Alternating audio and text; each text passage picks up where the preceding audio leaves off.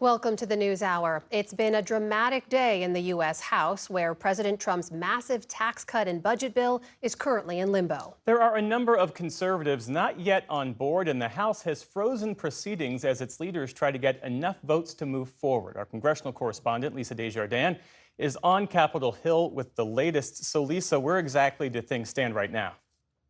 I'll start by looking at what's in the chamber near me. This is what history at a pivot point looks like. A mostly empty House chamber where staff has been waiting for some 3 hours. They've been frozen on this vote, which is a procedural vote. And the idea is to get to the rule vote, which is a procedure that is needed to essentially open the door to get onto the big budget bill.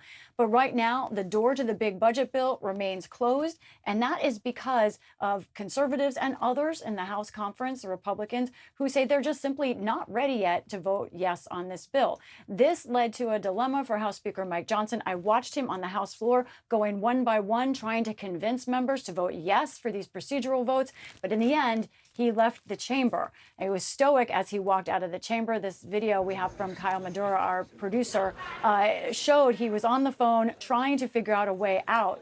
Now, in just the past hour or so, Speaker Johnson has been more optimistic. He told reporters that he thinks the bill, not just the procedural votes, but the bill itself could pass tonight. I mean, it's already dinner time on the East Coast. So that is optimistic, but it is not impossible. And it is a matter of negotiations between Republicans and other Republicans right now. And those Republicans who oppose the bill at this point, Lisa, what are their main grievances?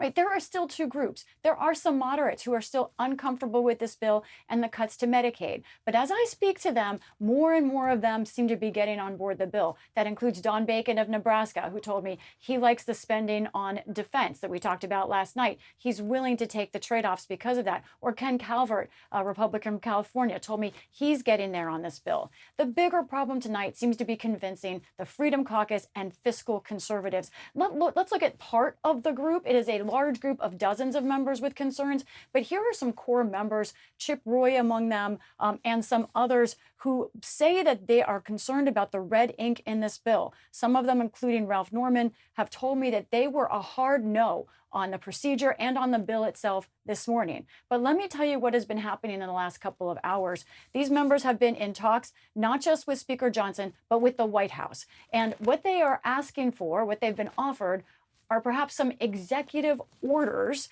if they go for the bill in its current form, executive orders to somehow cut spending or rein in some of the social policy that they wanted in this bill.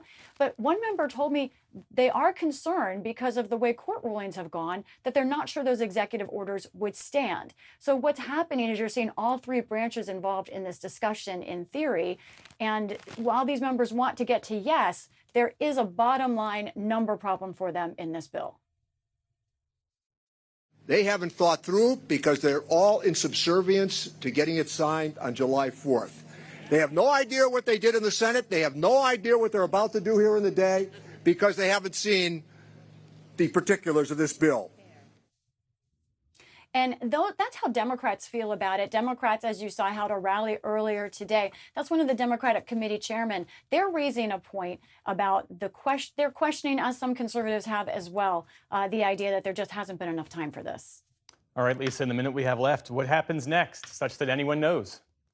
We don't know. I think tonight is a critical moment for this largest of tax cuts and largest of healthcare cuts bill in history. The negotiations continue, and it will be up to this handful, few dozen members to decide whether this moves forward tonight or if it waits till after July 4th.